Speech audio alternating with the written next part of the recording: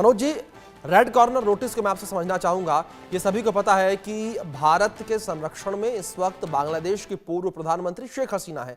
अगर शेख हसीना को लेकर रेड कॉर्नर नोटिस जारी होता है तो किस तरीके से यहां पर शेख हसीना की मुश्किलें बढ़ती नजर आएंगी। और मैं आपको यह भी समझना चाहूंगा आपसे कि भारत के लिए किस तरीके से यह फैसला चुनौतीपूर्ण होगा, क्योंकि भारत के संरक्षण में शेख हसीना। देखिए अभिषेक जी, एक चीज तो समझना पड़ेगा कि आज का जो वर्ल्ड है इंटरनेशनल लॉ के हिसाब से चलता है। जी। लेकिन अभी भी आप देख सकते हैं कि इंटरनेशनल लॉ को जो जिन लोगों ने बनाया उसको किस तरीके से तोड़ते हैं, ये हम सबको सामने जग जाहिर है। मैं उस डिबेट में जाना नहीं चाहता हूँ, लेकिन चूंकि जी। बांग्लादेश में जो क्राइसिस है, और नो डाउट अभी इसके पहले जो कैप्टन साहब बात बता रहे थे बिल्कुल सही है कि वहाँ की सिविल सोसाइटी के अगेंस्ट भारत का एक एंटी इंडिया सेंटिमेंट्स बनाने के लिए वहाँ की जो जिहादी जो ताकतें हैं, और खास करके पाकिस्तान और आईएसआई पूरी डायरेक्ट रूप से काम कर रहे हैं वहां पे। उसमें ऑब्वियस है कि जो बांग्लादेश की जो आर्मी है वो एक अभी न्यूट्रलिटी के स्टैंड लेके चल रही है कि वो किधर जाए। उसके अभी भी भारत के साथ तार जुड़े हुए हैं। लेकिन मैं फिर से एक चीज कहना चाहूंगा कि ये जो इंटरपोल और खास करके शेख हसीना का भारत में रहना, ये वहाँ की जो वर्तमान जो गवर्नमेंट है, गवर्नमेंट है, वो कहीं से उसको हजम हो नहीं रहा। कि उसे पता है कि जिस तरीके से वहां पे अगर हम चुनाव भी कराते हैं और भारत जिस तरीके से सपोर्ट कर रहा है शेख हसीना को, उसका चुनाव में उनको बेनिफिट मिलेगा। इसीलिए आप देखिए कि तरह तरह के उसके ऊपर आरोप लगे। लेकिन मैं फिर एक चीज कहना चाहूंगा कि शेख हसीना एक चुनी हुई प्रधानमंत्री के रूप में आई थी, और जिस प्रकार से उन्हें मैंडेट मिला था और जिस तरीके से उन्हें वहां से भागना पड़ा, जिस तरीके से वो जाना पड़ा, ये भी एक सोचने का विषय होगा। और अंतर्राष्ट्रीय कानून में इन सब चीजों को देखा जाता है कि आप किस स्थिति में जा रहे हैं और किस स्थिति में आ रहे हैं। तो आज बांग्लादेश के सामने जो चुनौती है वो एक तरीके से यूनुस किस तरीके से वहां बैठाया गया, उनका क्या लोको स्टाइल क्या है, वो किस प्रकार से वहां पे इसके पहले जो बाइडेन सरकार थी उन्होंने किस तरीके से उन्हें स्थापित किया। ठीक है, नोबेल पीस के नाम पे उनको वहां पे बैठाया गया, लेकिन उनका जो काम है, जिस तरीके से वो पिछले 7-8 महीने से जो उनकी नीतियां हैं और जो खास करके जो कंट्रोल है, आप देख सकते हैं कि वहां पे सिर्फ फंडामेंटलिज्म का ही एक तरीके से अप्रोच बढ़ते जा जी। रहा है। और सब विशेषकर से आप देखिए हिंदुओं के ऊपर सबसे ज्यादा अटैक हो रहा है। अभी रिसेंटली में कल हिंदू लीडर की हत्या हुई है, वहां पे घरों में आग लगाया गया है। तो ये जी। ऑब्वियस है कि भारत के साथ सब। लेकिन मैं फिर से एक चीज कहना चाहूंगा, देखिए अंतर्राष्ट्रीय नीति को ध्यान में रखते हुए भारत को भी इस चीज को देखना होगा कि सामने एक बांग्लादेश सरकार को आप हर तरीके से लॉजिस्टिक सपोर्ट कर रहे हैं, उसको पानी प्रोवाइड कर रहे हैं, बिजली प्रोवाइड कर रहे हैं, चावल प्रोवाइड कर रहे हैं, उसकी इकोनॉमी भारत में टिकी हुई है और वो आपके खिलाफ षड्यंत्र रच रहा है। तो मुझे लगता है कि भारत के जो विदेश नीति के जो भी नीति निर्धारक कर रहे हैं उनको इस चीज को ध्यान में रखना होगा कि देखिए राजनीति सिर्फ जी। बांग्लादेश ही नहीं कर रहा, पूरे इस समय उसका उसका नेक्सस आप देख सकते हैं। इसके पहले भी चाइना में जाके उसने नॉर्थ ईस्ट स्टेट की जिस तरीके से बात की कि लैंडलॉक्ड स्टेट है और उस पे आप आके वहां पे जी। इंटरफेयर कर सकते हैं। तो आप समझ सकते हैं भारत के खिलाफ वो किस तरीके से काम कर रहा है। तो इसमें बिल्कुल बिल्कुल। भारत को मनोज जी, भारत के खिलाफ लगातार ये काम जो है वो देखने को मिल रहा है, लगातार षड्यंत्र जो है वो देखने को मिल रहे हैं। देवनाथ जी, जिस तरीके की स्थितियां बनी हुई हैं, आपसे मैं ये समझना चाहूंगा कि अगर शेख हसीना को लेकर रेड कॉर्नर नोटिस जारी होता है तो किस तरीके की स्थितियां बनती नजर आएंगी भारत बांग्लादेश के रिश्तों के बीच। अभिषेक, ये समझना पड़ेगा कि रेड कॉर्नर नोटिस जब इशू होता है तो इंटरपोल या दूसरे जो उनके मेंबरान सहयोगी देश हैं, सबको दो चीजें करनी होती हैं। एक तो जिसके खिलाफ रेड कॉर्नर नोटिस इशू किया गया है वो कहाँ है उसको लोकेट करने में हेल्प करना, कि हाँ वो इंग्लैंड में है, लंदन में है। दूसरी बात यह है कि अगर संभव है तो उसको सहयोग करते हुए अरेस्ट करना पड़ता है। उसका मतलब ये नहीं कि प्रताड़ना होगा।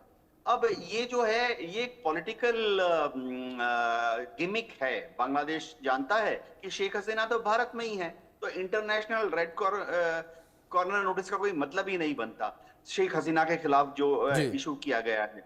हाँ, भारत सरकार ने बार बार बांग्लादेश की सरकार ने बार बार भारत सरकार से अनुरोध किया है कि शेख हसीना को वापस बांग्लादेश में प्रत्यार्पण किया जाए, और भारत सरकार ने हर बार नम्र तरीके से बांग्लादेश को यह सजाया है, बताया है कि शेख हसीना फिलहाल भारत की ही जमीन पर रहेंगी, भारत की दोस्त बनी रहेंगी, भारत के ही गेस्ट बनी रहेंगी, जी। यानी अतिथि देवो भव। समझना पड़ेगा कि बांग्लादेश में ऐसी कोशिश कर क्यों रहे हैं, क्योंकि जब इलेक्शन होंगे तो वो चाहते हैं कि अवामी लीग को हराया जाए। अगर अवामी लीग को बांग्लादेश की इलेक्शन कमीशन मौका देती है इलेक्शन लड़ने का, फिलहाल तो यही संकेत मिल रहे हैं कि दिसंबर के पहले ही अवामी लीग पर बांग्लादेश में बैन लग जाएगा। ऐसे में जो खुराफाती तत्व हैं, जमाते इस्लामी और उसकी जो सहयोगी रूढ़िवादी धार्मिक विचारधारा से प्रेरित पार्टियां हैं, स्टूडेंट्स ग्रुप हैं, छात्र शिविर हैं, ये सब चाहेंगे कि बीएनपी को कैसे बैकफुट पे डाला जाए। क्योंकि अगर अवामी लीग पर बैन लगाने में सक्सेसफुल हो जाती है बांग्लादेश की इलेक्शन कमीशन, तो फिर एक ही चैलेंज बचता है मोहम्मद यूनुस की सरकार को, और उनके जो पार्टियां समर्थन कर रही हैं, वो है बीएनपी। और बीएनपी को दबाव में रखने के लिए एक ही तरीका है कि भारत विरोधी गतिविधियों को इस तरह से अंजाम दिया जाए ताकि बांग्लादेश की जो अवाम है वो सोचे कि सिर्फ एक ही लोग हैं जो कि जिनको वोट देना चाहिए, क्योंकि वो भारत के खिलाफ हैं, शेख हसीना के खिलाफ हैं। वो है अराजकता फैलाकर गलियों में, स्ट्रीट्स में हजारों की संख्या में पत्थर फेंकने वाले या गाड़ियों को जलाने वाले गुंडों को बुलाकर बांग्लादेश की अंतरिम सरकार कोई बहाना ढूंढ रही है कि भारत कुछ ऐसी कार्रवाई कर दे जल्दबाजी में कि बांग्लादेश को और चीन और पाकिस्तान के जेब में जाने का मौका मिले, उनकी गोद में जाके। बिल्कुल बिल्कुल देवनाथ जी, लगातार एक प्रेशर पॉलिटिक्स की कोशिश यहां की जा रही है। मनोज जी, दूसरी ओर अगर बात प्रेशर को लेकर की जाए तो भारत पर कितना दबाव बनता हुआ नजर आएगा जब red corner notice Sheikh Hasina को लेकर जारी हो जाएगा, क्योंकि लंबे समय से जो बांग्लादेश है वो दबाव बनाने की कोशिश कर रहा है भारत पर। लगातार वो कह रहा है कि आप शेख हसीना को आप बांग्लादेश भेज दीजिए, हम अपने हिसाब से उनको दंडित करेंगे, कार्रवाई करेंगे। लेकिन भारत ने अभी तक शेख हसीना को बांग्लादेश नहीं भेजा। लेकिन अब अगर बात रेड कॉर्नर नोटिस को लेकर की जाए, इसके बाद किस तरीके से भारत पर दबाव बनता नजर आएगा? देखिए अभिषेक जी, ऑब्वियस है कि एक इंटरपोल मतलब एक तरीके से स्थापित संस्था है और भारत उसका फॉलो करता है, और भारत भी इसके आधार पे बहुत सारे देशों के साथ ट्रीटी में शामिल है। लेकिन मैं फिर ये कहना चाहूँगा कि देखिए शेख हसीना की जो स्थिति है बांग्लादेश में और भारत के साथ, वो बिल्कुल डिफरेंट है। अगर आप डिफरेंट केस स्टडीज के रूप में देखिए तो मुझे लगता है कि भारत अभी की जो स्थिति है बांग्लादेश में, वो बिल्कुल उसे देना भी नहीं चाहिए। क्योंकि देखिए आज भारत, आप समझिए, जब खालिदा जिया का जब सरकार था, वो बिल्कुल पाकिस्तान समर्थक सरकार थी, और 90 के दशक में भारत और बांग्लादेश की जो स्थिति थी वो बहुत ही भयावह स्थिति थी।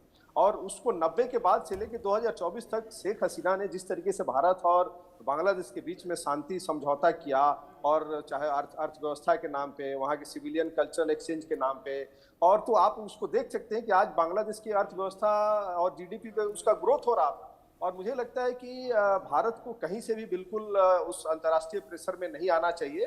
और शेख हसीना ने जिस तरीके से भारत में शरण उनको दिया गया है, अतिथि देवो भव का है, तो बांग्लादेश में स्थिति जब अगर सही तरीके से वहां स्थापित होती है, और ऑब्वियसली अगर वहां चुनाव होता है, तो इन्हें भी इन पार्टी को मौका मिलना चाहिए। क्योंकि देखिए डेमोक्रेसी में आप किसी को एक तरीके से आप सजा दे के और सामने वाले को आप मौका देते हो, तो this is not the good for the democratic system. और अवामी लीग का समर्थन है वहां पे बांग्लादेश में। आप समझ सकते हैं कि ऐसा नहीं है कि उनके पास उनके लोग नहीं है वहां पे, वो सारे लोग अभी घरों से बाहर निकल नहीं रहे, क्योंकि वहां की सरकार और खास करके जो वहां की जो फंडामेंटलिज्म है वो कहीं ना कहीं एक तरीके से एट्रोसिटी कर रही है। बिल्कुल मनोज, अब देखना ये होगा कि किस तरीके से आगे की तस्वीरें जो है देखने को मिलती हैं, क्या हालात जो हैं वो बांग्लादेश में बनते नजर आते हैं और किस तरीके से शेख हसीना की मुश्किलें बढ़ती नजर आती हैं। फिलहाल आप दोनों मेहमानों का बहुत शुक्रिया जुड़ने के लिए, अपना कीमती वक्त इंडिया न्यूज़ को देने के लिए। जिस तरीके से शेख हसीना को लेकर रेड कॉर्नर नोटिस जारी करने की बात कही जा रही है, अब देखना यह होगा किस तरीके से रेड कॉर्नर नोटिस जारी किया जाता है, और नोटिस जारी होने के बाद भारत का मूव क्या होगा वो भी देखने वाली बात होगी। वक्त ब्रेक का, बने रहे इंडिया न्यूज़ के साथ।